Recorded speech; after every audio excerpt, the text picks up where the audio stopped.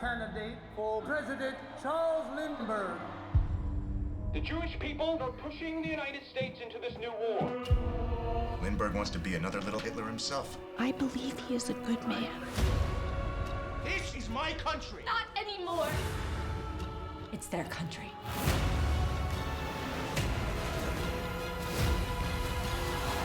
We only think we're Americans.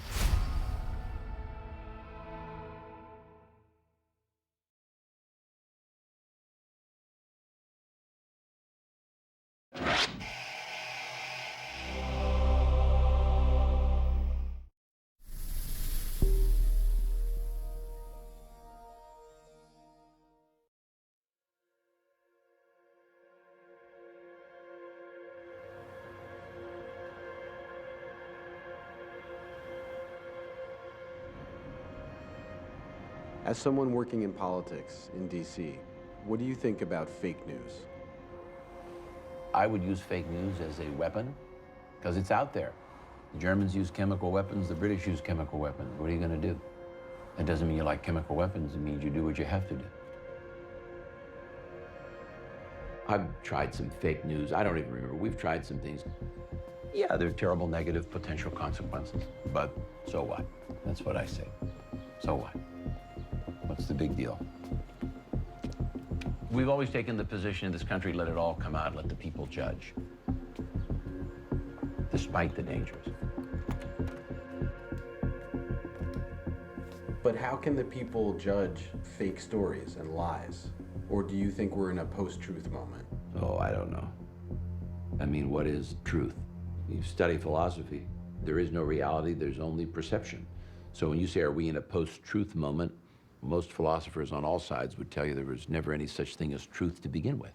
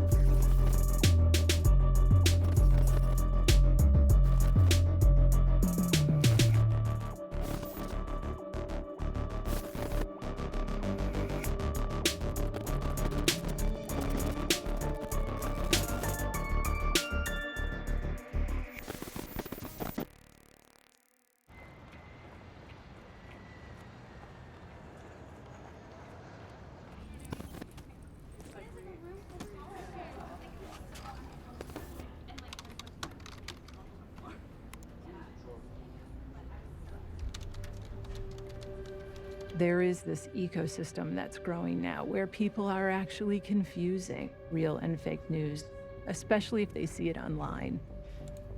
This post-truth culture that we're living in has real costs to the people who are victimized by those who come up with these theories and themes. People have suffered because of false news that's being spread online.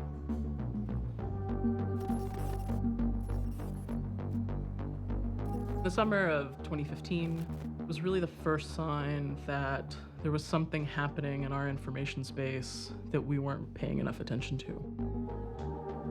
There was a 2-month-long military exercise that was occurring in the American Southwest, Jade Helm, and this conspiracy emerged around it that President Obama was going to round up political dissidents and put them in camps in Texas.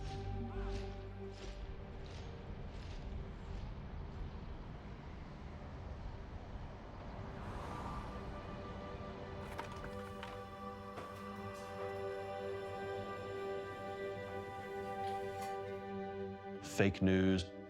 What do I think about it? A very old saying comes to mind: don't believe none of what you hear and only half of what you see. I find myself there a lot. I don't know what's real and what's fake. Here in Bastrop, it's a very close-knit rural community.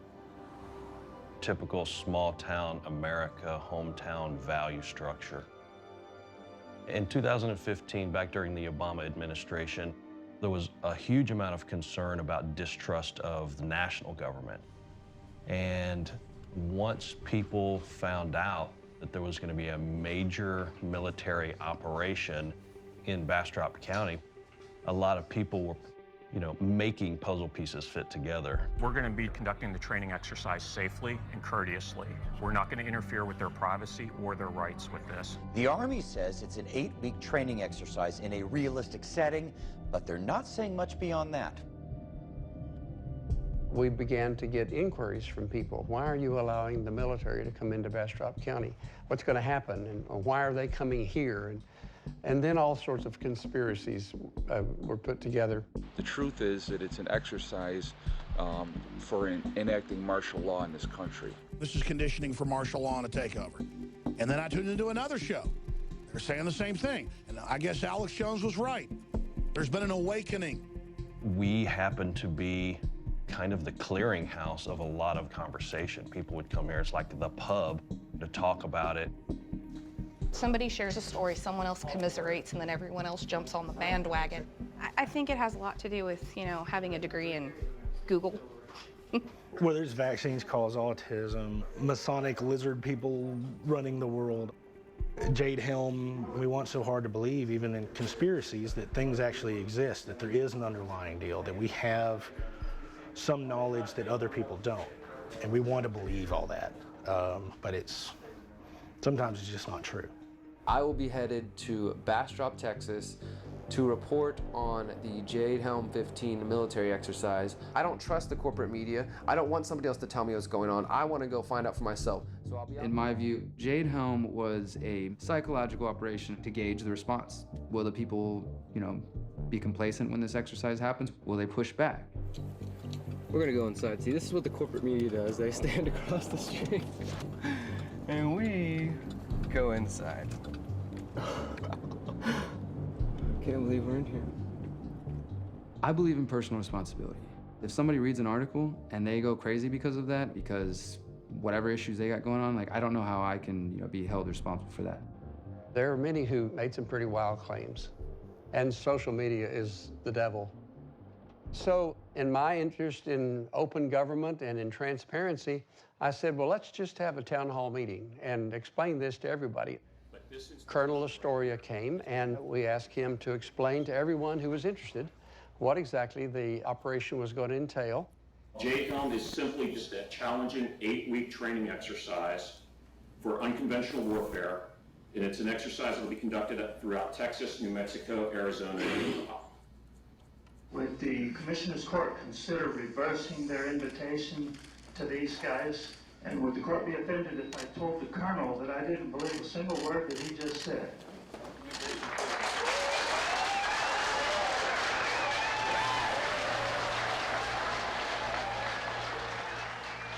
Hysteria is a little strong of a word, but there were pockets of hysteria. Does the housing of these troops in any part of the Jade Helm 15 military training exercise have anything to do with recent Walmart closings anywhere in America? No, it was, again, everybody wants this to be something that it's not. You had people that were otherwise normal people in the Jade Helm thing believing that there was an underground network of tunnels that connected all the Walmarts in Texas. These are giant facilities that can house people. So people started speculating that, okay, these Walmarts are getting ready to be turned into concentration camps, detention centers, what have you. Today, Governor Greg Abbott is choosing to assign the Texas State Guard to monitor the operation. Commander Abbott states his reasoning is, quote, to address concerns of Texas citizens and to ensure that Texas communities remain safe. You get a part of the citizenry worked up, and the governor reacted to it in a way that looked like the state government was taking this seriously. The relatively quick jump of that information from conspiracy blogs to town hall meetings to the governor's office, I think was of great concern, certainly to the military and to our intelligence services. Recently, Michael Hayden, the former CIA and NSA director, talked about this, very clearly linking the disinformation campaign around Jade Helm to Russian information activities targeting the United States. Russian bots, Russian trolls, combining with the American alt-right media convinced a non-trivial portion of the Texas population that it was an attempt by the Obama administration to round up political opponents. It was interesting to me that someone would tie what went on here in Bastrop County to this worldwide concern about Russian interference in American politics, but you know what? It's a small world. In Texas, we don't compare our economy to other states. We compare our economy to other countries. The Texas economy is larger than Canada. It's larger than Australia. And get this, the Texas economy is even larger than the economy of Russia. That makes me more powerful than Putin.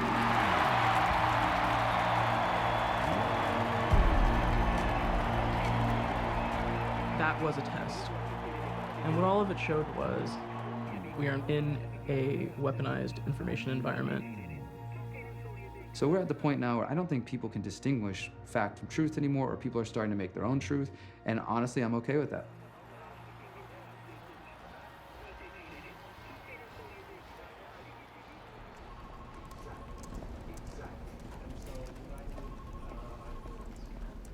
I have about 8 different daily digests that come into my inbox every morning from different Facebook pages and other things that we've started tracking over time. And I scan hyper-partisan stuff from people who tend to propagate misinformation. It's basically just like starting your morning bathing in internet garbage is pretty much the deal.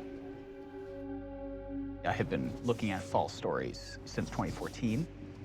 There were a handful of journalists and researchers who were interested in this stuff, but it wasn't what was the main focus of the world. And in the span of a few months, that completely changed at the end of 2016 with Trump's victory. What we found was the core key time before Election Day, that fake stories got way more engagement than the real news stories about the election. And as soon as everybody, journalists, politicians, researchers, started scratching the surface, they were like, holy crap, look at what's here. And then right after the election, we had Pizzagate. Somebody walking into a DC pizzeria with a rifle and firing it off, and realizing that that was a result of this person consuming conspiracies and misinformation. I think that freaked a lot of people out.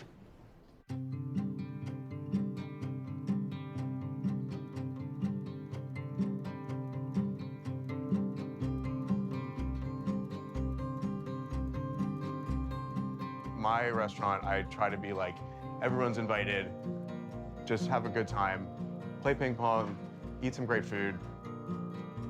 Families and kids are the people who like it the most because it's like, it's fun, they can run around.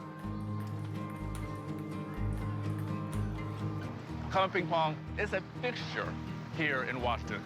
Everyone knows this restaurant. People come from other parts of Washington to have pizza here. We do have some politically connected people that come in here, and that is just something that happens. I mean, I have CNN news anchors who have been eating here for years. But what Comet is about is this is a safe space for people to come in and be themselves. We host shows for local bands, queer bands.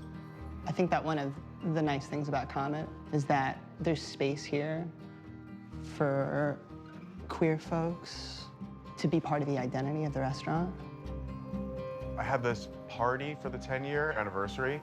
Everyone was invited, and we had the Attorney General of the United States and like Congress people and like kids and the musicians and artists. And that was in the end of October 2016. I looked at it at one moment and I just thought, wow, like we've really created something here. Like this place is special. And then quickly after that, we were slammed with this year-plus long, endless conspiracy theory. John Podesta, who's Hillary Clinton campaign chairman, his emails are hacked and they get uploaded online, and a lot of conspiracy theorists start crawling to them. And based on these emails, they spin up this crazy conspiracy theory about Comet Ping Pong. People on pro-Trump forums start going through John Podesta's emails, and they see these references to pizza. Now, these are pretty innocuous references, Do we need to get pizza for the campaign volunteers? That kind of stuff. And perhaps the first example we've ever seen of the creation of Pizzagate is on a Reddit post. Someone saying, I think we need to be looking at these clues for all this pizza stuff. And really from there, that's where it took off. So inside the emails, they connect a lot of different things. CP, cheese pizza, people dissect it. They think maybe it stands for child pornography. Various people on Reddit, sites like 4chan, become convinced that pizza is slang for essentially children to rape. And so then they see the exchanges with James Alefantis and John Podesta. I had emailed with John Podesta about hosting a pizza party, fundraiser, cookout at someone's house. And so people become convinced that Comet Ping Pong is like this child rape dungeon in the basement. This was supported by George Soros and John Podesta and Hillary Clinton, and like everybody was somehow connected to this child sex trafficking ring at a pizza parlor that you could dial up and say the right food words and get your order of children. It's just days before the election, and so tensions are high. It certainly looked like Hillary Clinton was going to win, and so Trump people are very feverish, and this was just blowing up. So I said, geez, all these people are just going so wild about it. I wonder if anything's happening at Comet. So I called him up. I got a call from a guy named Will Sommer, and he at the time was working at the Washington City paper and asked me if I had read about this or know about this online conspiracy theory that Hillary Clinton and I were human trafficking from Comet Ping Pong. And I was like, I don't know what you're talking about. And I make a comment like, everyone is really up about this election and passions are high, and I'm sure that it'll go away in a couple of days. The election happens, and then actually what happened is the day subsequent to the election, these online attacks started escalating and increasing in volume. We started to get messages onto like our Yelp page for the restaurant, reviews that were really weird and weird Facebook things. I had put pictures of my godchildren on Instagram. Now, obviously, I would know better than to put anything anywhere, but these images were stolen from my Instagram, taken and put up as some kind of evidence of nefarious activities going on. I just want you to ask yourself, why does this guy, I think he looks like he's in his late 30s, why is this coming on middle-aged guy have a photo of a random kid drinking milk? Pizzagate, like so many conspiracy theories, it starts to echo on 4chan. There are spaces that drive more extreme content. I would say 4chan is, a bathroom may be too polite. Think of the rest stop on the interstate highway. 4chan is a dirty restroom. There's no toilet paper in the toilet roll. The sink has not been cleaned in months. And think about the kinds of things you saw on bathroom walls there. It builds on the internet, then it starts getting picked up by various right-wing pundits. You know, Alex Jones starts promoting it all the time. Pizzagate is real. The question is, how real is it? What is it? Something's going on. Something's being covered up. It needs to be investigated. So just call it. InfoWars becomes the Pizzagate network for a bit. The menu from Comet Ping Pong. Notice the symbol of the ping pong paddles and its clever resemblance to the FBI document's symbol for child love. There were so many different entry points for this specific attack. I'm trafficking or abusing these children is one. The other was that I or Hillary Clinton or the Podestas were kidnapping and selling these children to retain our immense wealth. There was this idea that because I'm gay, I obviously must be molesting children or something, which is a historical perspective on gayness. So many of the calls we've received, people saying, why do you like raping children? And being like, I know you're all gay. And that one is necessarily related to the other. A lot of what fuels misinformation and what we call fake news is hate. It is essentially some group of people either misunderstanding or having some sort of violent feelings about another group of people. And in the case of Comet, those who decided to target James found a little bit of hate and malice in the piece of Comet that is welcoming to the LGBTQ community. More and more we started receiving phone calls that ran the gambit of being just prank calls, I almost say, where people were like, can I get some kind of special pizza, or some ridiculous name? Something that meant to them something about pedophilia was code words. to just straight up death threats. People saying, gonna kill you, or we know what you're doing, we're gonna stop it, you're all gonna die. We know where you live, we are coming to the restaurant, we're coming to get you, you know, you need to kill yourself. There was a specific one where someone said, I'm gonna come to your restaurant with a machine gun and kill everyone inside and like cut your guts out and watch you die on the floor or whatever. And I was like, this is scary. What I was doing every single night was going online and checking Reddit, checking 4chan. Reddit had a new subreddit that had been started specifically for Pizzagate. It went from, within a week, 0 followers to 22,000 people who were subscribed to it. 1,500 of which were active at any given point, growing and growing and growing and growing. And even if they only spend 5 minutes a day trying to destroy my life, 22,000 people have more 5 minutes a day than I have 24 hours in my day. There it is. There it is, guys. So we're gonna go in and we're gonna infiltrate Comet Pizza.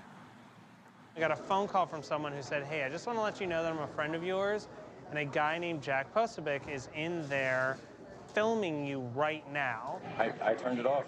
I understand that to you this is maybe like a game, but considering that I myself and my staff receive death threats, It's not a game. It's not anything. Are you reading these things that people are writing? I can't control what somebody posts on the internet. I read several posts on Reddit that said, I've had enough of this.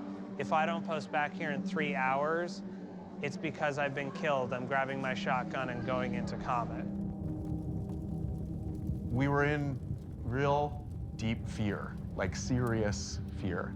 These threats were so violent that I sort of like knew something would happen. Look, I've always told you we have a duty to protect people who can't protect themselves, to do for people who can't do for themselves. So it culminates with Edgar Madison Welch driving up from North Carolina. He's one of the people who's been consuming all this stuff, and he's become convinced that there really is a child rape dungeon in the basement of Comet Ping Pong. He wanted to come up here and save these children. He's a father himself. He had 2 young daughters. He was a classic InfoWars listener, follower. You know, people want me to look into it. I may just have to take off a week and just only research this and actually go to where these places are and stuff. In fact, I'm looking at getting on a plane. I can't just say something and not see it for myself. They go to these pizza places. There's like satanic art everywhere. Part of the pitch is get out there and help us unearth the truth. It turns people into a type of vigilante in which they're out there seeking what they think is justice. In the case of Pizzagate, a guy puts children in danger because he thinks he's rescuing children. We had this restaurant filled with families eating Sunday afternoon, and Edgar Madison Welch walks in this front door with a loaded AR-15 assault rifle, fully exposed, also with like a handgun and a knife, it turned out, and like walks through this restaurant. My young staff, who had been under online attack, they immediately see him, call the police, and go like table to table, telling each table that they need to go, like leave the building. And so each table, the customers are like, oh no, we're fine. Like, we're here to support you. It's okay. Like, we'll just keep eating or whatever. And these kids are like, no, you don't understand. There's a guy here with a gun. So they evacuate the building. This isn't a joke. Get out of the block. Police have shut down the street, and riot SWAT teams are closing the building and the street, and leaves this gunman alone to search the restaurant or do whatever he's gonna do. The first thing that he did was immediately walk towards the back room. I'm not sure what he thought he was gonna find back here, but I think that he thought that this was the place where Hillary Clinton would be, or he was gonna walk back there and find John Podesta or George Soros or someone, pulling things off of the wall, trying to pry apart the stage, flipping ping pong tables over. He was trying to break anything that he thought was obscuring his view, but he came over here to the only locked door in the entire restaurant, which is our employee closet. He shot through the door, which is a pretty dirty but innocuous employee closet. Houses our coats. Realized there were no children being held here. Came out of the restaurant, came out with his hands up to a sea of police. Hands! Hands! We got a guy coming out right now. Stand up! We got a white male subject coming out of the location. Hands in the air. Don't nobody move. Don't nobody move. Stay where you are. Bring him towards you. I got him. I can come back. Keep going. Keep coming to my voice. Do not turn around. Stop. Stop. Get down on your knees. Get on the ground. Lay prone on the ground.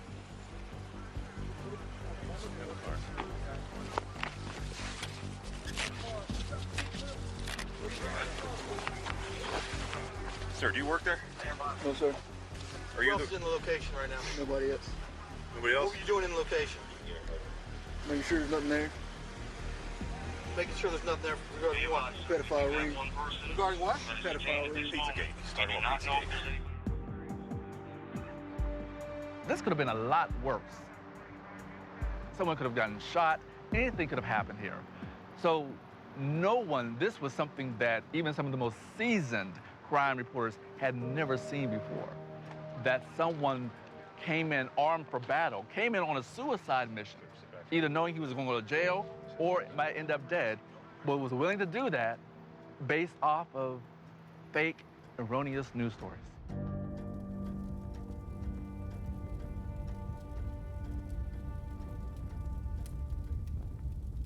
Today, the term fake news has become totally weaponized and misused to the point that I think it's kind of meaningless. We saw back in January 2017 when President Trump stood up at the news conference and called out CNN and called it fake news. From there, we started to see the term kind of just fall apart in terms of use. Mr. President-elect, can you give us a question? You're attacking us. Can you give us a question? Don't be rude. Can you give us a question? I'm not going to give you a question. Can you state categorically? You are fake news. Sir. Go ahead. Where we're at right now is fake news has most effectively become what Donald Trump has defined it as, which is media that's critical of him. If you want the fake news media to finally investigate. When he talks about fake news, that is one of the biggest applause lines that he gets at these rallies. Usually at that point, that's when the whole crowd turns to the media pen and boos.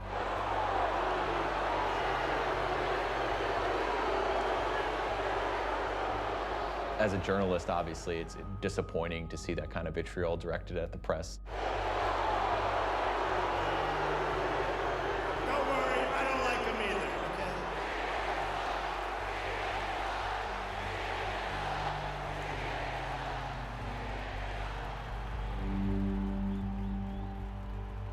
CNN is in the dumper. It's become synonymous with fake news. Nobody believes it anymore. We expect politicians to be fast and loose with the truth, depending on the day. We know that. It's a car salesman. But we expect journalists, newsmen to tell the truth. That's what y'all do. That's what you support the facts. And no, I didn't vote for Obama. Give me one thing he did to help me as a Texan, heterosexual and married man. Did he lower my taxes? Nope. Did he increase my freedoms? Nope. Did he help my white, blonde-haired, blue-eyed kid go to college? Nope. Donald Trump's trying to stop my culture down here from changing.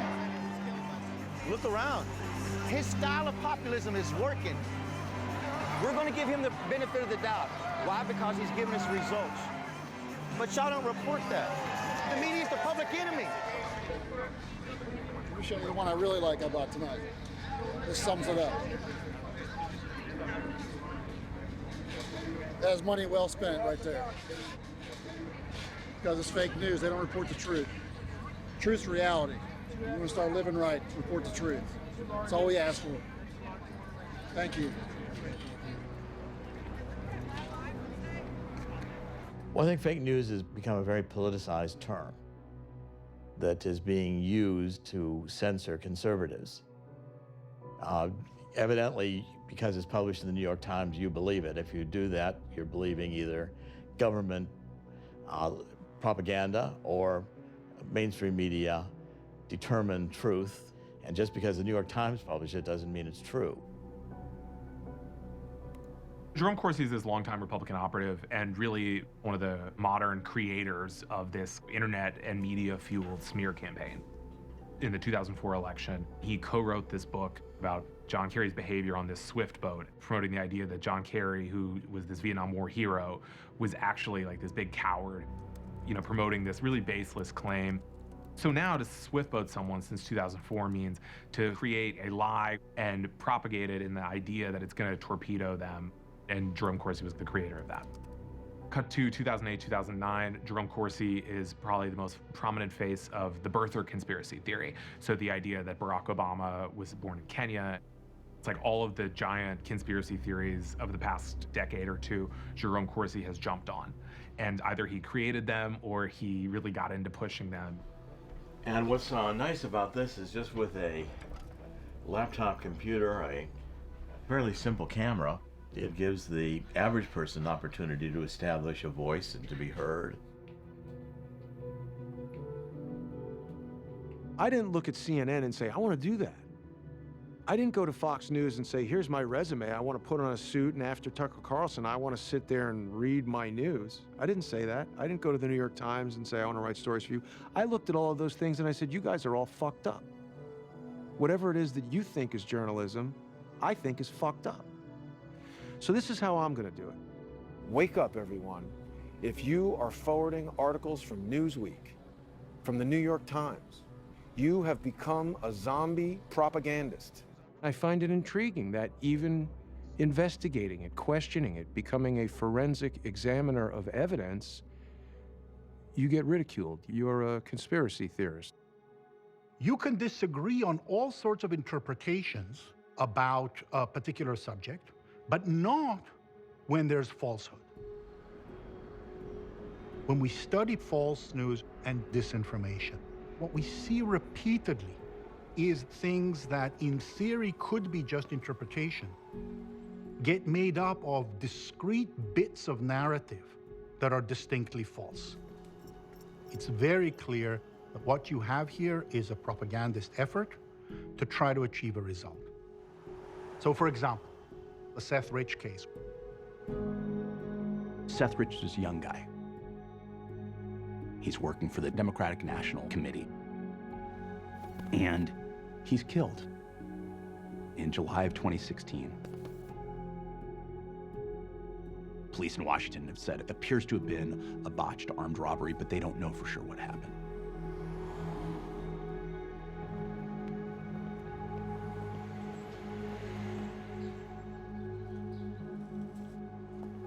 There were a lot of robberies in this neighborhood around that time. People are speculating, well, what kind of a robbery was it? Because his wallet was still on him, his watch was still there. But when a gun goes off, that's going to draw attention. So his assailant is not going to stick around and try to get those valuables. They're going to take off. And that's what happened in this case. Very early on, he wanted to do stuff that was involved in trying to make things better. There was 6.5 years between us. 100%. He was very much, the annoying little brother. And then as we got older, we got a lot closer just when we both got to the same spot in life. He had problems, he'd talk to me. If I had problems, I talked to him. So, we were each other's best friends and, always there for each other. He was the person that I knew I could always count on. And he was that, not just to me, but also to his friends.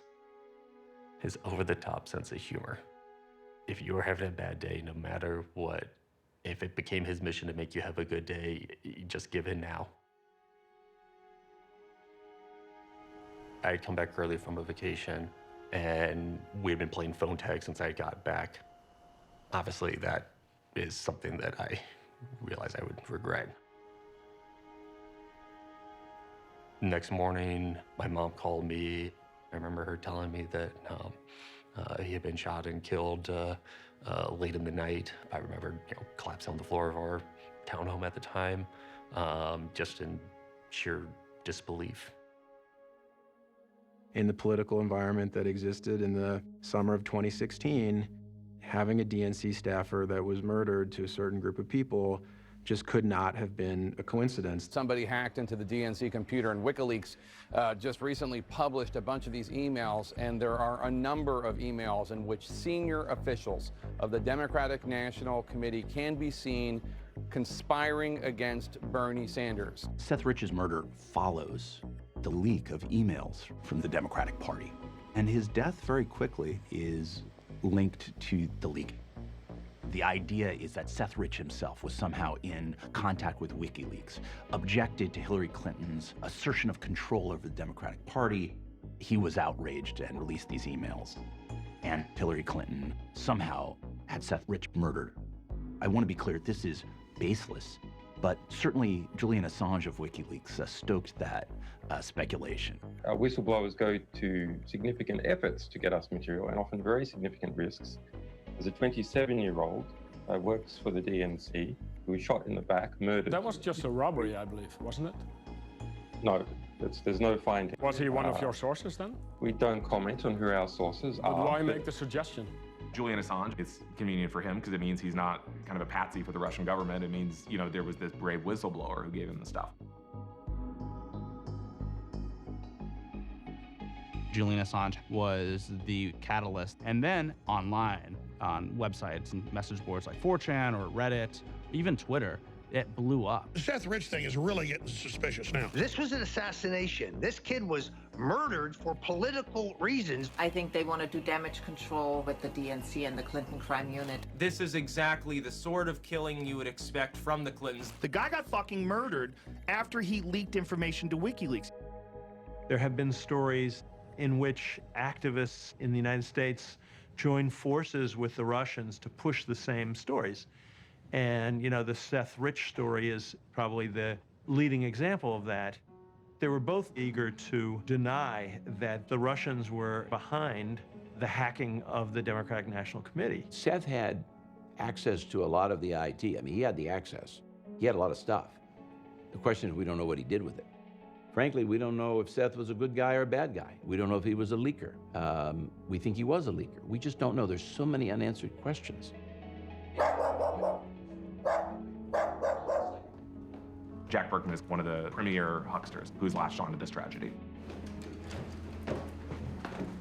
We'll show you here. Here's the office over here.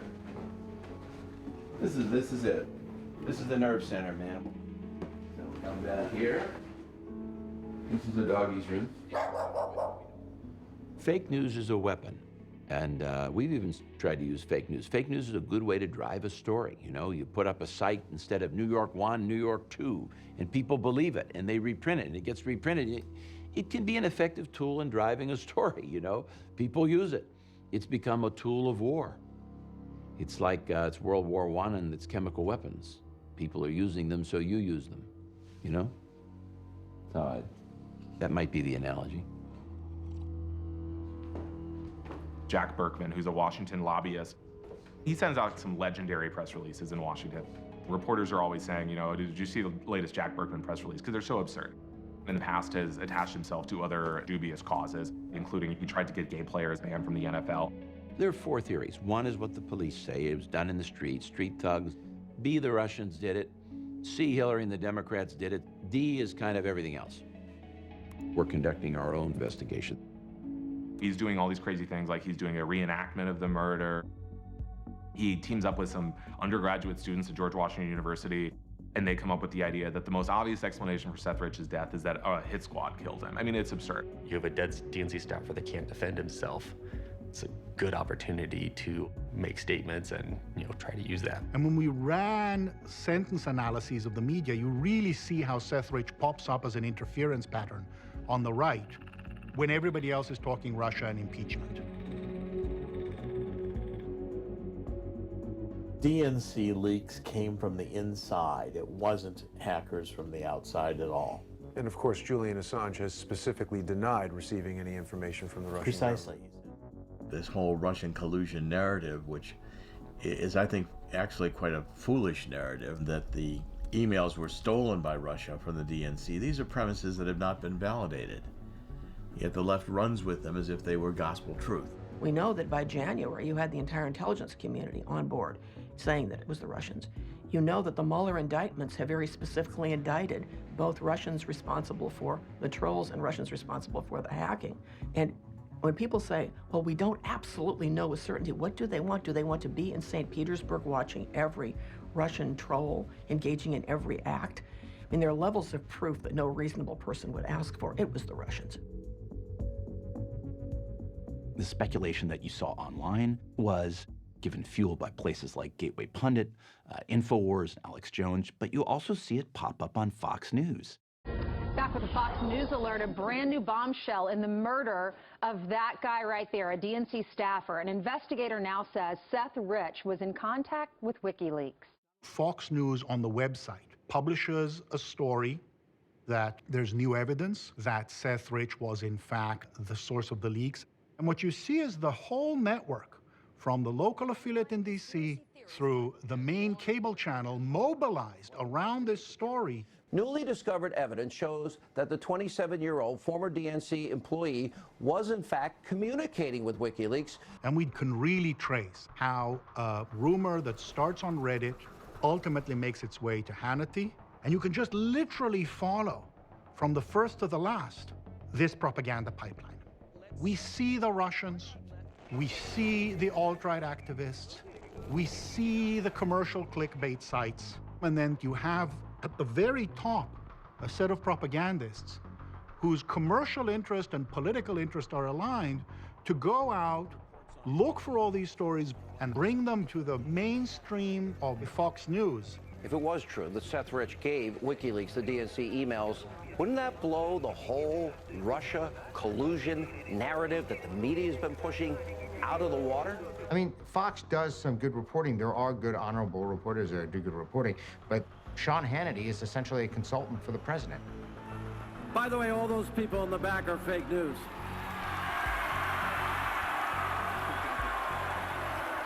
Spewing the president's views to his huge audience on Fox, and it's just like hook, line, and sinker. Sean Hannity says, and it must be true. And of course, Fox News is in the attention business, and so there's a sort of fake news laundering that is occurring. To date, there has been no new evidence that has come out that would justify the original story in the first place, let alone this constant resurgence.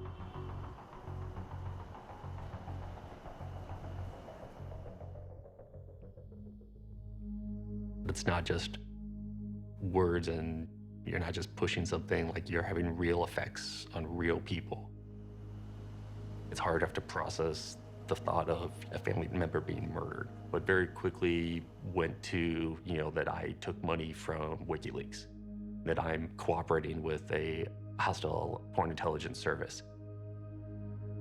Where's this even coming from? Being directly accused of being involved in any of this just turns our world completely upside down. That was already turned upside down from the rest of the conspiracies. I still have not been able to sit there and really properly grieve the fact that he's not there. The number of times I want to pick up my phone and describe this absolute ridiculous situation that's going on, the person I would call would be my brother. After extraordinary backlash from journalists, and especially from the Rich family, Fox withdrew its story. They said it didn't meet our standards. What they didn't do was apologize.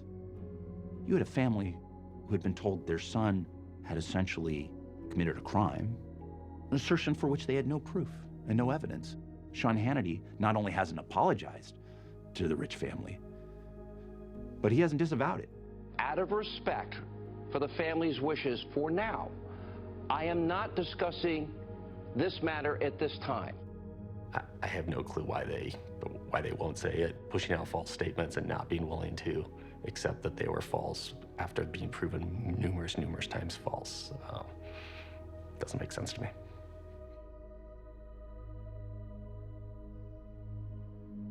Now the real question is, who's to blame? Are we going to say, oh, look, Reddit did this? Or are we going to say, oh, look, Hannity did this? When people started looking around, what happened? The answer always fell on what's new, and what's new was the technology.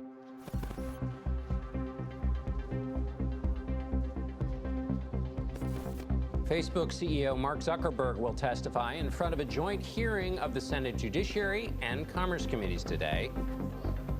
Senators will demand answers from Zuckerberg about Facebook's failure to protect millions of users' private information.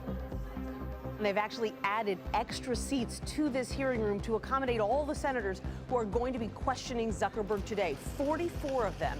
Zuckerberg is going to be in the hot seat for hours.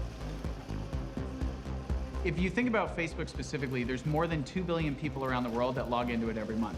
There has never been anything like Facebook in the history of humanity. There are ads there, there's news there, there's your personal life, your friends. If he was to honestly say that he would no longer be selling any data, and if he would own up to it, then I think that They've done better than anyone else on the planet by sucking in every piece of information about you and what you do and what you think. And it's sort of like a digital fence. They've gotten everyone to paint the fence, you know, with your data, and they benefit from it. It's designed to actually give so much information about us individually so that Facebook can turn around and sell insight into what kind of communication will best manipulate me to do what someone else wants to do. As Facebook has grown, people everywhere have gotten a powerful new tool for staying connected to the people they love, for making their voices heard, and for building communities and businesses. But it's clear now that we didn't do enough to prevent these tools from being used for harm as well. And that goes for fake news, for foreign interference in elections, and hate speech, as well as developers and data privacy. We didn't take a broad enough view of our responsibility, and that was a big mistake. And it was my mistake, and I'm sorry. There's a lot of things that have been going on at Facebook for a long time, of people who've covered it a long time. And a lot of them were around privacy violations, sort of sketchy use of data, always pushing the envelope, growth, growth, growth. We're here because of what you, Mr. Zuckerberg, have described as a breach of trust. A quiz app used by approximately 300,000 people led to information about 87 million Facebook users being obtained by the company Cambridge Analytica. So how's that possible? I mean, their systems are very good at detecting scrapers, spam accounts, and things like that. It's kind of mind-boggling that they weren't able to detect this, and I think the reason is because they didn't care. Not that, you know, they were being malicious, it's just that it was something they were not interested in. They had built a system where they didn't know what people were doing on it, really. And when malevolent actors get involved with a platform, you began to see how easily manipulable this platform was just by using it the way it worked. The Russians, they were a customer of Facebook. They used the tools that were built in this country to create discord and dissension across our nation in lots of very important areas. And some people, like Donald Trump, say not one vote was shifted, but that's not true. Personally, I think the idea that fake news on Facebook, of which it's a very small amount of the content, influence the election in any way, I think is a pretty crazy idea. So they moved from, it was crazy to think so, to, oh, okay, there was a little thing, and then, oh, there was more, and then I don't believe any of that. The only reason I don't believe it is because I don't think they know. These unverified divisive pages are on Facebook today. They look a lot like the anonymous groups the Russian agents used to spread propaganda during the 2016 election. Are you able to confirm whether they're Russian-created groups? Yes or no? Senator, last week, we actually announced a major change to our ads and pages policies that we will be verifying the identity of every single advertiser. Specific ones, do you know whether they are? I am not familiar with those pieces of content specifically. That's the way it was architected. It was architected to be a platform free for all, where nobody had responsibility except they got all the money.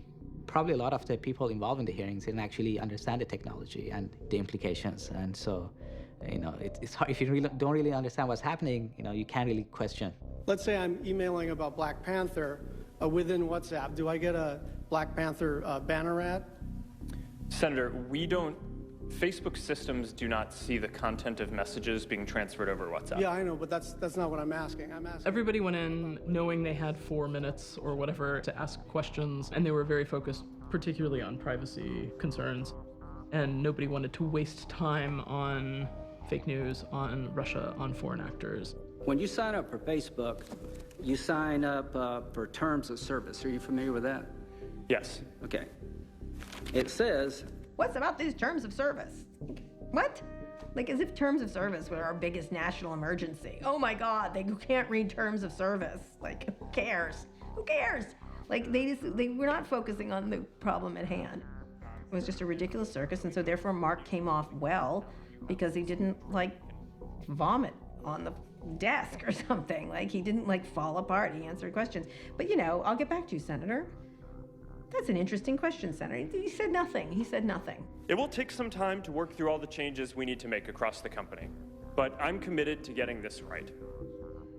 I don't think they're malevolent people. Mark is lovely. He's polite, he's earnest, he wants to learn. It's just that their basic premise is that this is just a benign platform. These are the most powerful tools in the history of our planet. They are. They just are. When you have these tools, people are going to find ways to use them in ways that aren't more nefarious than other ways, or at least experiment around them. Once you have a gun, you want to shoot it, you just do. Like, that's what a gun is for. A lot of these technologies are guns, and they're going to be shot.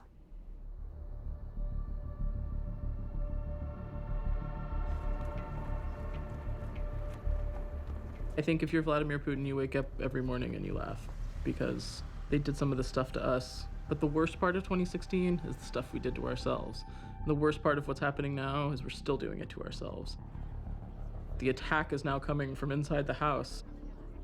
You have small campaigns using these techniques, where you have individual candidates using these techniques, where everybody thinks they need to use data better and more effectively to target the unknown voter or the hardcore voter or the radicalized voter one way or the other.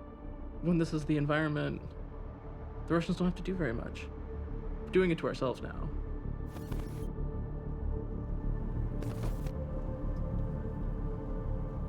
If somebody has chemical weapons and you deem it necessary to have chemical weapons to deter the chemical weapons, then, you know, this is a classic Cold War phenomenon. On the Democratic side, there was a feeling that Democrats were behind in this race to use social media, to use technology. So there were some Democrats, it turns out, who were thinking like, you know, we have to catch up in this race. We have to understand these tools. And one of the races that was sort of a natural to experiment in was the special Senate race in December of 2017. It pitted an extremely conservative Christian named Roy Moore, former judge, who's the Republican, against a Democrat named Doug Jones. There weren't a lot of other races going on, so Republicans and Democrats were very focused on this race. You have this old school leveraging racist rhetoric, all the women who are coming out and accusing Roy Moore of advances on underage women and really inappropriate conduct. That was feeding into all of Democrats' fears coming out of 2016. What if this is happening again? What if these guys are winning elections again? So Reid Hoffman, the Silicon Valley billionaire, decides to bankroll his own pro-democratic campaign to dampen Roy Moore's chances. We got $100,000. I don't know if that was Mr. Hoffman's money or what it was. All I know is that money arrived and it was time to go to work. The Alabama Project, as I titled it, was an effort to use Facebook and emulate some of the tactics that had been used against Democrats in recent years. Doug Jones didn't know that this was happening on his behalf.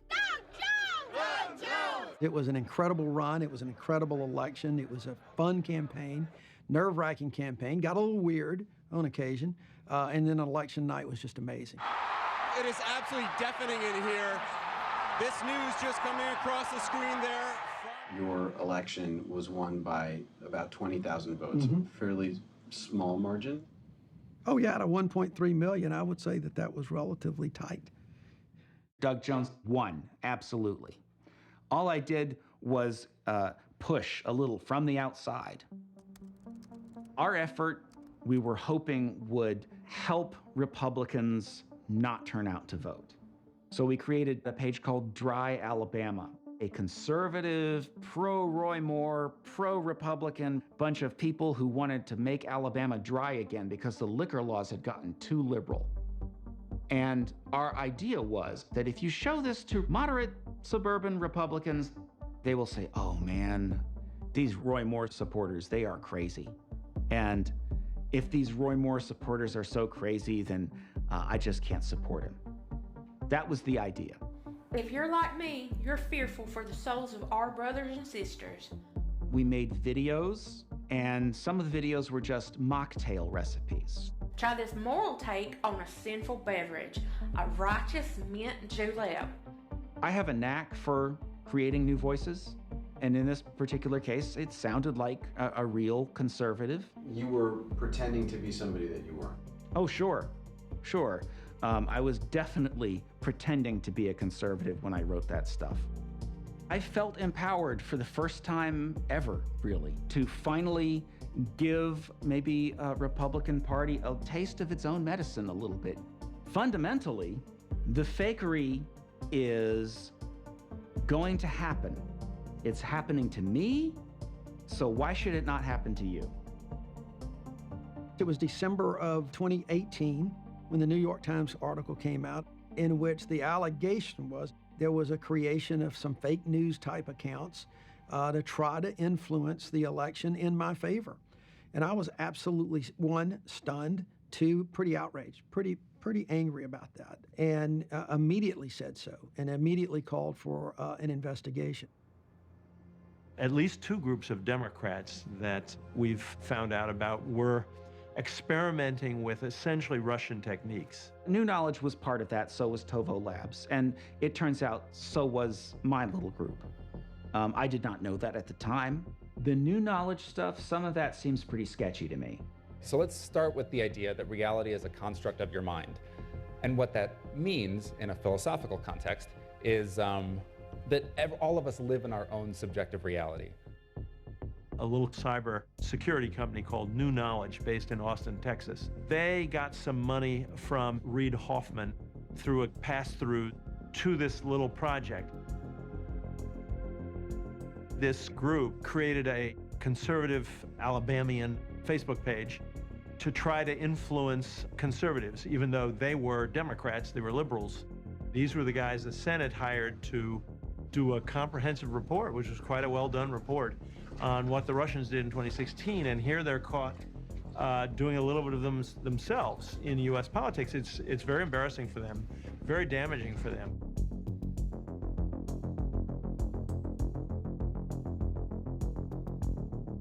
Among other things, they endorsed a conservative write-in candidate to try to draw votes from Roy Moore. New Knowledge has gotten a ton of investment to conduct research to counter disinformation, and they themselves are currently operationalizing disinformation. It's really problematic.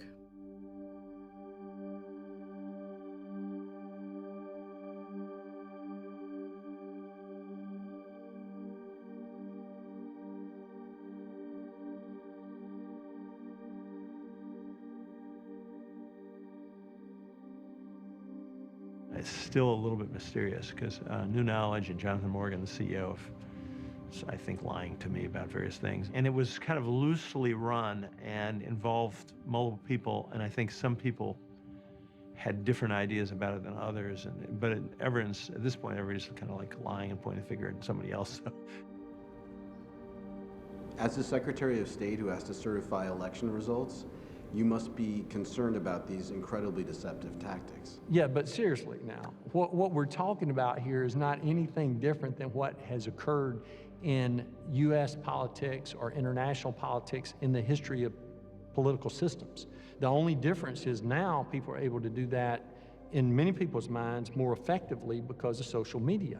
So these tactics don't raise a special kind of alarm? Well, the problem is you can't ever fully address them because you can't control the behavior of people who are engaging in that activity. John Merrill, Alabama Secretary of State, is definitely part of the Republican machine, and he will settle things on terms that are favorable to the Republican machine. To some degree, I was hoping that there would be more reaction from the right. I was hoping that there would be more, oh, well, that's terrible what you did. But that didn't happen so much. Are there actions you would take as Secretary of State to defend against disinformation in elections? Well, if there were instances where the law was broken in regard to campaigning, we definitely will. But if it's simply someone doing a superior job to another candidate without going outside the boundaries of the law, then we can't pick apart what certain people are doing, because at that point, that's not making the most effective or best use of our time. I can't say that we actually made the difference. I wouldn't go that far. But think of the math here. 3 million people saw this ad. If we affected 1% of them so that they ended up not voting, that's 30,000 votes. Doug Jones won by 21,000 votes. If we affected 1 in 1,000 of the people who saw that ad, that's 3,000 votes. That's about equal to Doug Jones's winning margin in 11 of the counties that he won. Imagine a bunch of these efforts, each whittling away just a little bit of the vote. That's all you need if you're talking about a close race.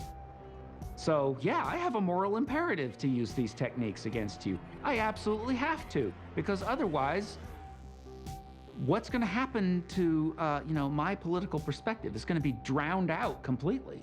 The situation is that one side is obeying a set of rules that the other side will never respect, ever. And they will not change the rules until the rules start smacking them in the face a few times. Two wrongs do not make a right. That's crazy. If all of a sudden the left sees we've got to do this because the right's been doing it and they start winning, then the right's going to up their game, then the left's going to up their game. And the next thing you know, there is nothing about this democracy that is real. I wonder about how intense the spiral will be. I wonder if there's not something more toxic with all this. We don't know the effects of fake news. We don't know we don't know where this is going. It's changing by the day. It's the Industrial Revolution, but faster, bigger, and maybe more consequential. We don't know where it's going. I see myself drowning in an ocean that gets bigger and bigger and bigger. I would prefer a world without fake news, but if others are using it, I'm going to use it. NBC News is reporting tonight about an apparent effort to smear Robert Mueller. The plot appeared to be the latest and one of the more bizarre in a string of attempts by supporters of President Trump to discredit Mr. Mueller's investigation as a hoax and a witch hunt. Jacob, I feel like I've known you for years. I'm glad you're finally here. Yeah, absolutely. Today at the press conference, the main mission is to set the story straight. And we have to lay out in detail the accusations of our client. This for us is not about infamy, it's about legacy. We have to get this done. We have to prove that Bob Mueller is a sex offender, and I think we're going to do that. We'll do that. If we were seeking infamy and publicity, we'd be doing other things. This is too hard. Yeah, believe me. This is too hard. We put out a notice offering a reward, $25,000 reward for whistleblowers, either within Bob Mueller's organization or within the FBI for bad stuff. We were looking for dirt on McCabe or Mueller. Jack Berkman says he's going to bring forward a sexual assault accuser against Robert Mueller. And the accuser is going to come to this press conference. And so this is obviously an explosive charge. So you saw a lot of interest from media outlets willing to look into this if this were something that were true, despite even the fact that these people are fringe characters. You're on like 10 magazine covers. Do you know that? On the cover. You're on the cover. Well, I don't know how many people, how many publications have called me a Nazi this week. I mean, geez. Jacob Wohl is a guy who rose to fame by being an obnoxious character on Twitter. Jacob Wohl is a charlatan who is part of the bizarro world Trumpverse information machine. He has wanted to be more important than he is for some time. You know, I think it kind of hurt Jack's case to have Jacob also involved in it, because he was already such an untrustworthy character. Any word from our gal? Yeah, she's not gonna come. No, okay, that's fine. You think she'll do it, and will she pick another day? I think there's coin flip odds. All right. Off we go. Let's say that she made a last-minute decision. I'll just say in the last 30 minutes, because of threats and other things, she's made a decision not to appear today, but we're going to go over the details of her sworn statement. Extremely scared amid a flurry of death threats. And she's safe? You could say something like, we have her in a safe house. I'll leave all that to you. Yeah, and just say in the last 30 minutes, because I'm telling all these reporters she's there, otherwise they won't come. Yeah. You know this. Reporters they're lazy and they're dumb. Right. They go to Harvard, but they're dumb. They don't. A journalism major, I mean, come on. They're dummies. Here's how you write an article. You can learn that in about 12 minutes. Yeah, what do they teach them in journalism? Yeah, exactly. Journalism.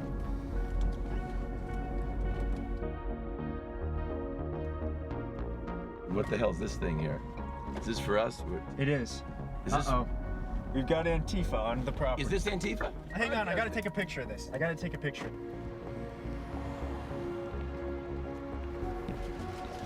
They bust in a mob, it looks like. They bust, really? What? Look at that, they bust in. Antifa? Who's busting? They bust in a mob. Jesus, look at this, huh? Wow, we must rate, you know? Yeah, I'm Jacob. You're Jacob. Who are you? I'm Adam Goldman, New York Times. Adam Goldman, that's right. I think you followed me on Twitter recently. I Or did. did you? Yeah. Yeah, looks like they got a rent-a-mob Soros bus here. How do you know that? I just saw it out the window. So that is a rent-a-mob Soros. How can you say that? I'm sitting behind a wall, and they're like, ha, ha, ha, here's a Soros-funded bus bringing protesters in. And I said to him, that's just a bus. It looks to be that's what it is. So you have no evidence. Wait, let's just get straight. I said it looks you have no evidence to suggest that is a Soros mob bus, but yeah, you're saying. Sorry, you gotta be careful what you say. This is just chatter between two guys. I got you. Right. There's a bus outside. You're making a claim that it's a Soros mobster bus. Probably is. Probably. Then he goes and tweets it. Tweets a picture of the bus. He's just created fake news. You see the toxicity that ends up on Twitter and on other social media, and these guys are the creators. It offends me as a journalist, somebody who spends an enormous amount of time trying to get to the facts that they're polluting real news. I'm on the train, Amtrak headed to DC from New York to go to this press conference. It's in the Roslyn Holiday Inn where Jack Berkman normally holds these things. And it comes to light that the accuser's not going to show up. It's not surprising that this isn't panning out, right? Will Sommer at the Daily Beast. Will, good to finally meet you. Yeah, you as well. See you on Twitter all the time. Yeah, you as well. So what's the deal? No accuser? We're gonna go right in right now. All right. Yep. See you in a sec. Then. All right. Well, so no accuser today, huh? No, what's happened, we'll talk about that. She's received a lot of death. She signed a sworn statement this morning. How's she? Who she is? I'll let Jacob tell you about that. Got a number of them. We have to think about the threats, like Will just said. How did she get threats if nobody knows who she is? Hundreds of threats. They said they're gonna come here and cause trouble. But they've all asked, how did she get threats if no one knows who she is? He is gonna be here. We're gonna take 5, 6, 7 questions. We're not gonna take unlimited questions. That's how this thing falls apart. Okay. Good idea. Questions. That's the key.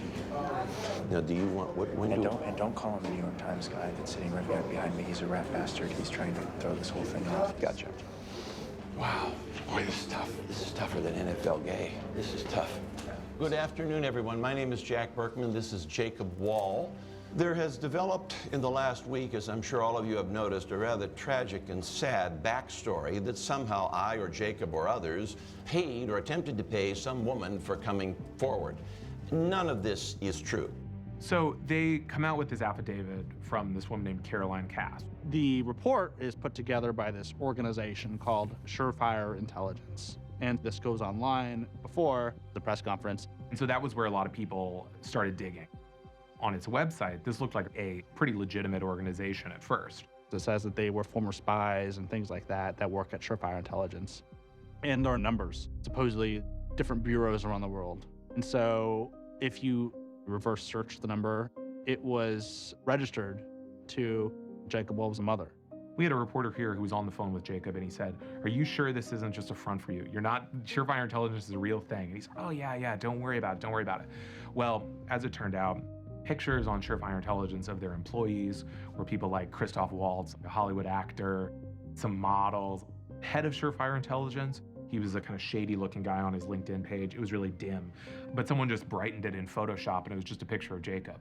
So as people kept realizing how fraudulent Surefire Intelligence was, that was the setup for the press conference. Jacob and his firm went through the most intense vetting of any woman in one of these situations, and I've represented other women in these situations, as you know, that I have ever seen.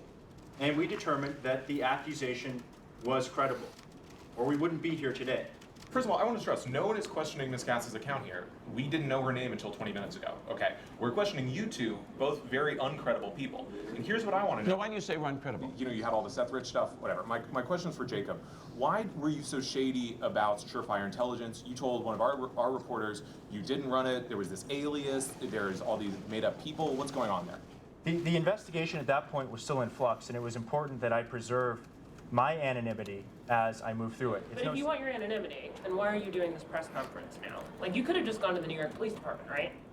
Well, a lot of that is up to Caroline. At the time, she made a decision, for whatever reason, we didn't know her at the time, to not report it to police. But is she reporting it to police now? Like, are you going to the cops? Yes, we're in the process of doing that now. Let me say something about it. When do you expect that to be wrapped up? This is ongoing. This is ongoing. Supposed to be filed. Probably, I would think, by the end of this week. Yeah.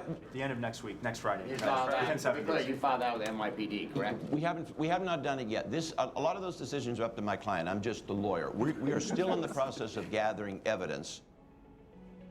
The idea was that Caroline Cass had met Robert Mueller when she was at a hotel bar in New York a couple years ago. And she claimed that Mueller basically made her go up to his room and sexually assaulted or raped her. Now, there were a couple holes in this story, probably the biggest being that there's a newspaper article about Robert Mueller being in D.C. that day because he was doing jury duty. There's an item in the Washington Post from that day that spots him. It's one of those sightings around town columns that shows someone saw him at jury duty on that date. Are you suggesting the special counsel planted a story in the Washington Post? You have information in front of you as to his whereabouts. Wait a second, was he only at jury duty? Sometimes people go to jury duty, but they're also somewhere else. Was he only at jury duty? No, hang on, it's not funny. This is not a laughing matter. He basically literally said, someone can be in two places at once. It felt like you had left reality and entered the right-wing media universe, like a physical version of it. Maybe I had gone through a portal when I walked into the hotel and ended up in this weird right-wing place where Jack Berkman and Jacob Wohl were holding court. Is the whole point of this to discredit Bob Mueller, and if that is the case, do you really think that would shut down the Russia investigation? No, the point of this is not to discredit anyone. The point of this is to get to the truth. Is her name spelled with an E or is it not? Because it's spelled with an E. It is spelled with an E? It is spelled with an E? Oh, that's right. Wait, okay. Hang on. You'll figure it out. Okay. Ms. Cass is... No. You don't get to say that. You brought us out here. Tell us her name and all the identifying right information. Below. If I need to spell it out... You know, we go to a lot of press conferences, and they can be adversarial. You can have this back and forth debate during these news conferences, but you know you're dealing with genuine people on the other side, and you're just not confronted with this blatant bullshit conspiracy. And you ask yourself, I'm a reporter. I've been doing this for 20 years. Why am I sitting here? You know, my mission here is not to establish a narrative. It's not to follow an agenda. Wait a minute. It's to bring forth. Hang on. Excuse me. It's to bring forth the facts and let the facts speak for themselves, and that's what we've done here. Wait, one last question. This is important. Where was Mueller's security detail on the day he was hitting on this woman? Guys, you know what? We're gonna wrap it. Thank you. Thank you all. We'll see you guys on the way out. Thank you, guys. We've done enough, guys. I think that's enough for today. We have another conference coming soon. With Caroline. As soon as we get her scheduled. You always say there's another press conference where you're really going to give us the What's going on with the Seth Rich conspiracy, by the way? It worked out well because Where's your witness for that? You said you were going to bring a witness last time. We're only here to discuss Caroline today, not other matters. I want to discuss your credibility. You don't have much credibility because you. Whose credibility? Your credibility. My credibility. You said you're going to bring witnesses. Some civilians. All right. Why can't you show us a document showing that you're representing her? How are we supposed to know that you're representing this person? We have no evidence. Well, we do. Hey, Jack, how did you and Jacob wake up on this? So it seems like he had the person first, then he came to you, or what happened? We'll just say it's synergistic. We'll leave it at synergistic. The whole thing was a circus. The only serious thing was what they were trying to do, which is slime Robert Mueller with one of the worst things they can accuse him of. It got people talking about Robert Mueller and a sexual assault allegation in the same sentence. They meant to tarnish Bob Mueller's reputation to undermine his investigation into the president. What Berkman and Wohl were doing was not only knowingly dishonest, and they know that, it was corrosive and destructive. This was about throwing shit on the wall. That's all they were attempting to do, to throw shit on the wall and get somebody to write about it. They would have been very satisfied at the Times had just written, "This is nonsense," because they would Google Jacob and he might have come up on the top search, and I mean, he doesn't care what context his name is used in, does he? Doesn't seem like it. Are we trending? That's the real question. Are we trending? I'm sure we're trending. I mean, I really was offended by the whole thing. You know, I could come back to the Times, and the Times trusts my judgment, and I said, I'm not writing about this. I'm gonna do my due diligence. I'm gonna go try to find this woman, see if there's any there. It's the same standard we would treat Kavanaugh's accuser. You need to find the victim, talk to the victim, interview the victim, and then determine if this is actually real. But I'm not writing about this news conference. Mainstream media needs to understand that it is operating in a propaganda-rich environment. There are no two realities. There is an intentional deception on one side, and there is an honest, if imperfect, process of trying to get as near the truth as we can on the other.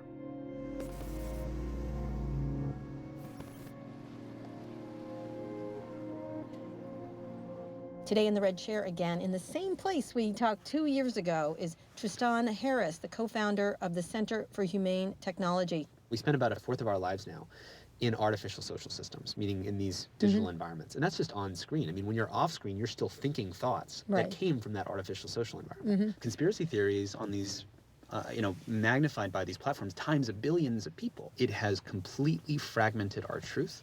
And more importantly, the scale of the disinformation and misinformation people tend to underestimate. I don't think you've had Guillaume Cheslow on the program, but he's the ex-YouTube recommendations engineer. He works with us. And his research showed that Alex Jones was recommended 15 billion times. Right. There's a cover-up going on. They are pulling videos of this young man, a David Hogg. He's on the fake news, CNN, known for staging things. And he says over and over again, I am not a crisis actor. I am not a crisis actor. Right-wing conspiracy theories going viral about David Hogg, a 17-year-old Parkland shooting survivor. The unsubstantiated claims say he's a crisis actor, a trained actor who takes advantage of tragedies for political gain. Tuesday, the conspiracy went viral on Facebook, Instagram, Twitter, and YouTube. Are they crisis actors? I mean, I don't know. I think the possibility exists. A picture of Emma Gonzalez tearing what appeared to be a constitution. Was it really a constitution? Was it, what do I think about it? I think it's pretty disgraceful. Why would you tear up the Constitution? Well, so in fact, that photograph was fake. It was Photoshopped. Okay. She wasn't holding it. I got you. Knowing that that was purposely Photoshopped and faked, yeah, that's more upsetting than the fact that she was allegedly tearing up the Constitution.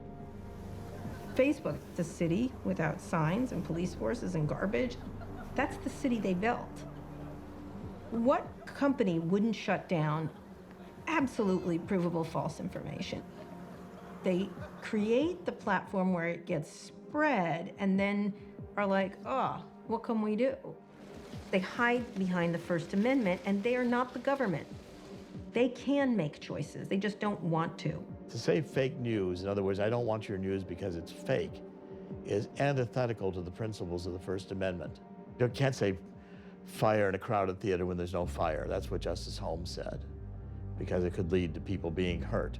But If someone gets up and preaches revolution and there's no imminent likelihood that there's going to be any violence resulting from that, then that speech has to be tolerated. First Amendment says the government can't suppress speech, but there's no reason that platforms or communities can't say this kind of commentary is beyond the pale, and people who insist on saying this are going to suffer a penalty. They're not the federal government. It's not a public square. These are private entities. They can do what they want. It's just more convenient to do nothing. It's more profitable to do nothing. I'm worried about the future for others because what happened to me can happen to anyone. A more vulnerable person or institution like Comet would have been taken down right away. These online weapons that are directed at different people and institutions have lasting consequences and do destroy people. In the case of Pizzagate, now, to my mind, when Facebook finds something like that, they should shut it down. Why did you build tools that allow someone to do that or allow it to iterate and iterate and iterate? What tools could you build where that isn't iterated again and again? White men, younger, run Silicon Valley. If you don't ever feel unsafe in your life, you do not understand lack of safety. You do not build that in. I had someone at Twitter talk to me about they had gotten attacked online. First time happened. And they were like, oh, that was pretty bad. And I'm like, welcome to the world of women. Welcome to the world of people of color. Welcome to the world of marginalized people. This is what it's like every day. If you could think of a really awful thing that could happen with your product, you need to figure out ways that it doesn't have as much damage. They have not spent enough time doing that. Oliver Darcy from CNN. InfoWars is pretty, I mean, I don't know if you've been to the page, but they pretty much make stuff up to get clicks and generate revenue and scare people. And I can't understand how Facebook can say we're serious about fighting fake news and false information, but allowing InfoWars and Alex Jones to profit off your platform by using it to generate a lot of clicks. That was an ongoing debate that was happening about Alex Jones. When I did the podcast with Mark, we were starting to talk about Alex Jones. The principles that we have on what we remove from the service are if it's going to result in real harm, real physical harm, or if you're attacking individuals, then that content shouldn't be on the platform. Mm-hmm. But then there's broad debate, and... Okay, Sandy Hook didn't happen is not a debate. It is false. You can't just take that down. I agree that it is false. But overall, I mean, let's take this a little closer to home, right? Okay. So I'm Jewish, and there's a set of people who deny that the Holocaust happened, right? I find that deeply offensive. But I don't believe that our platform should take that down because I think that there are things that different people get wrong. Either, I don't think that they're intentionally getting it wrong, but I think that In the case of the Holocaust deniers, they might be, but go ahead. Holocaust deniers don't mean to lie. And I was like, but they do. So that to me was sort of like, oh, you're not even sophisticated enough to understand that they mean to lie. That's the whole point. If someone who is running the biggest communication system in the history of the world, someone who cannot be fired, someone who has complete control over that system, does not understand what he just said, it really struck me as, it was a big uh-oh moment for me. The implication that they aren't malevolent. He knows they're malevolent. Come on. You can take them off. Like, it's okay. He's going to get flack for it, but he gets paid the big bucks, right? Alex Jones. He is the founder of InfoWars, and he is now feeling the heat himself. YouTube, Facebook, and Apple all announcing they're removing his content from their platforms. What changed in that summer? Apple did it. When Apple was like, enough, basta, that's done. Everybody else then goes, oh no, now if they do it, I guess it gives us cover to do it. Apple last night removed the entire library of Alex Jones's podcasts from their store. And then we've seen throughout the day actually, tech platforms just basically remove Alex Jones from their websites. He had been banned by most platforms except for Twitter. And so he's on Capitol Hill yelling about censorship and conservatives under fire and oppression and all this Alex Jones stuff. And so I was going to cover Jack Dorsey, the Twitter CEO, testifying in front of the House committee. And I'm standing in line waiting to be let into this room, and out comes Alex Jones. Look at this right here. The guy that goes around policing and calling for censorship and then claims that Trump's wrong, there's no censorship of conservatives or patriots. You are incredibly shameful, man. How are you doing, Alex? You're just, look at you, look, you are literally an anti-American, anti-free speech coward. You're gonna go down the history books at the Criminal News Network. This is one of the main people right here. He comes over and starts berating me. He sticks multiple cameras in my face. There's a crowd that gathers of his right-wing supporters. Come on over here, Drew. I want to get this guy on tape. This is unbelievable. I was literally saying I don't see the Criminal News Network here, but indeed we do, right there at the front of the line of the trough. And for about 10 to 15 minutes, he is just yelling in my face. I mean, look at those eyes, folks. If you want to see the eyes of a rat. Alex Jones has chosen to latch onto Oliver as a hate figure. They'll pick people, and frankly, I don't think it's an accident that it's often a woman or a person of color. Just look at this guy's eyes, man. That is who will rule your life. Look, I mean, he's even more evil looking in person. Something to think about the decisions that you make. The next day, Twitter bans him, and what their reasoning was, to my understanding, is because he live streamed him berating me. He used a Twitter service to do that, Periscope. It violated Twitter's rules against targeted harassment. And so that was his last strike. That whole thing was sort of ironic. Yelling and complaining about losing his platform ended up leading to him losing his last remaining platform, being Twitter. USA! You're the classic, hateful, vicious leftist. You just wants to go out and attack people. Shame on you! Shame on you! You don't know nothing. You're disgusting. And look, you're unbelievable anti-free speech as well. You know nothing. Nothing.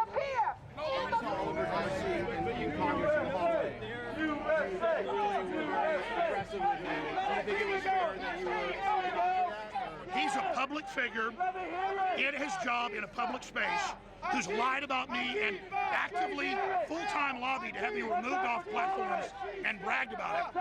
And so I see a modern book burner who also misrepresents what I've said, and I tell him that I think he's the embodiment of evil, a big corporation working behind the scenes and publicly to silence people.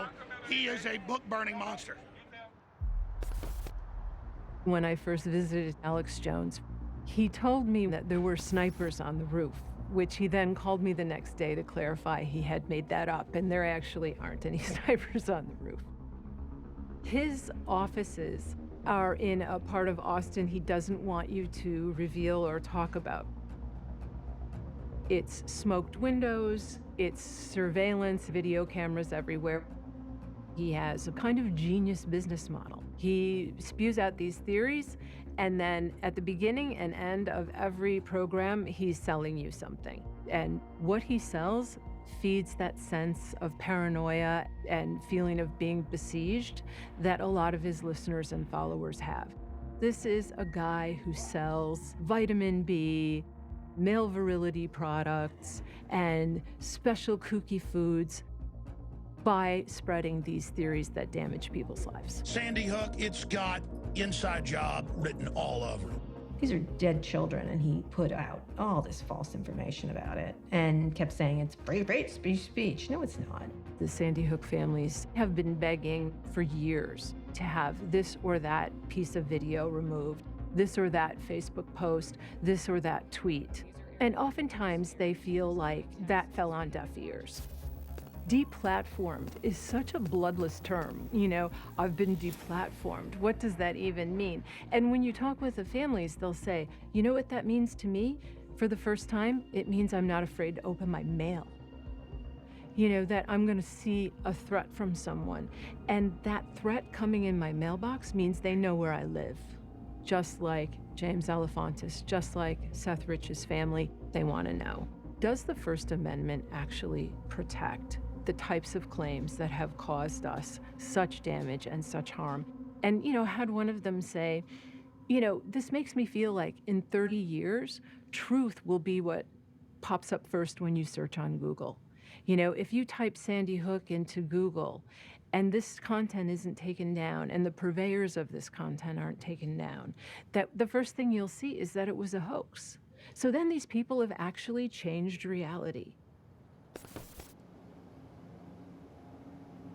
The only way you fight this sort of fake news is with the truth. I mean, I don't know of any other way to do it. You certainly don't fight it with fake news. You don't win that battle by playing their game. One of the most important targets of propaganda, and this is true of Russian propaganda in Russia, it's true of propaganda in the United States, is to achieve this state of disorientation, this denial of the idea that there is a truth of the matter. Challenging what is knowable is a fundamental way of upending a system and making it impossible to govern. It's also a way to ensure that you and I can't ever come to compromise on anything.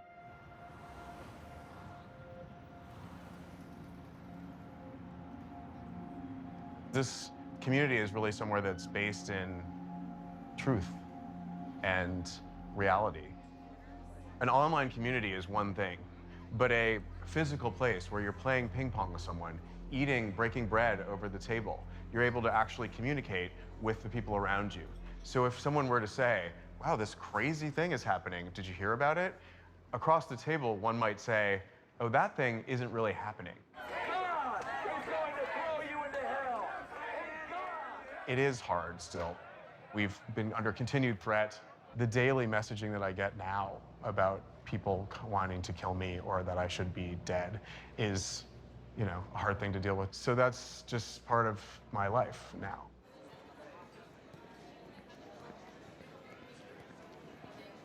But the community saved us. Like, it's the community. They, like, saved the restaurant, basically. And also were like, you need to open on Monday. And I was like, we're not opening on Monday. We're never opening. Like, this restaurant is not going to be open again, was my thought, feeling, and response. We called a meeting of the staff and was like, what do you want to do? And I said to them, you know, I can take every precaution. We would have armed guards at the doors, police surrounding the building to open our pizza place when we can. But I was like, I don't want to really open because I'm scared. And, you know, in my head, but I'm like, but what do you want to do? And this 20-something-year-old staff was like, we need to open because Comet is not going to be defeated or something, or like this community needs us. So we were able to open because they wanted to. And the support of this community, who also were calling the restaurant saying, we want to come there right now. Like, a gunman has come through and literally they're calling, being like, when can we bring our kids to have pizza? You can't close.